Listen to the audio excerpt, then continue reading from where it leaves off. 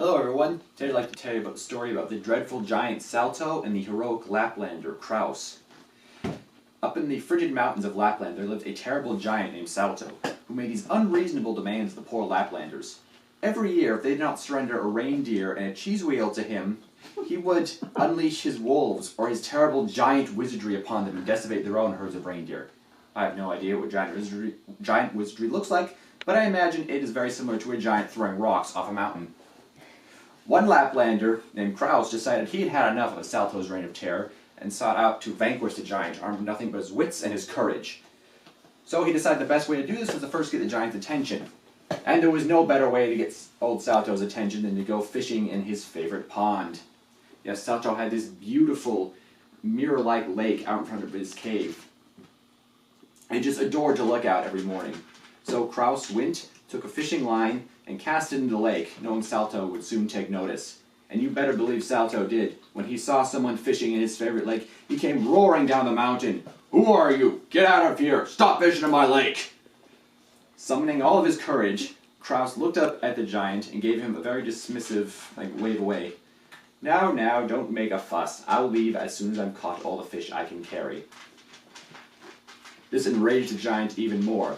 "Leave now or I'll grind you to a pulp." The sort of things giants say. And so, steeling himself once again, Kraus replied, No, that won't do at all. If I were to fight you here and now, I'd smash you to pieces. How about a contest of strength instead? You see those fir trees over there? Let's see who can go put the bigger hole in those trees using only our head." Confused, but thinking this was a contest he could easily win, Salto agreed. "Fine, you're on!" So he ran up to the nearest fir tree and struck it with all his force. All he got for his efforts was a few pine cones knocked loose and a big concussion on his head. And as he staggered back, Kraus mocked him. "Is that truly the best you can do, old Salto? My." And then Salto staggered back. He replied, Wait, once more, I can do better." So he rushed at the tree again, hit it with even more force, and did manage to knock some of the bark off this time, but he also knocked himself unconscious and put a big gash in his head. Seizing upon the opportunity, Kraus got up, went to a different fir tree, cut the bark off, and then drilled a hole in the middle of it, just big enough for his head to slip in. Then he reapplied the bark and stuck it in place with some sap, and waited for Salto to wake up. When Salto was up, Kraus took his turn. Now, watch how I do it." So Kraus ran up to the tree and hit it in the place where he had drilled a hole, and his head went through the tree. Yay!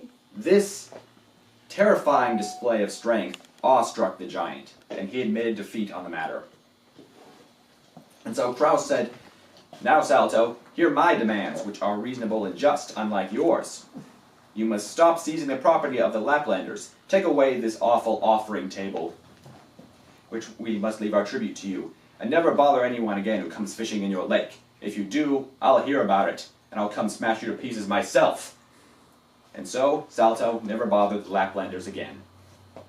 Thanks for your time. I like your Laplander hat.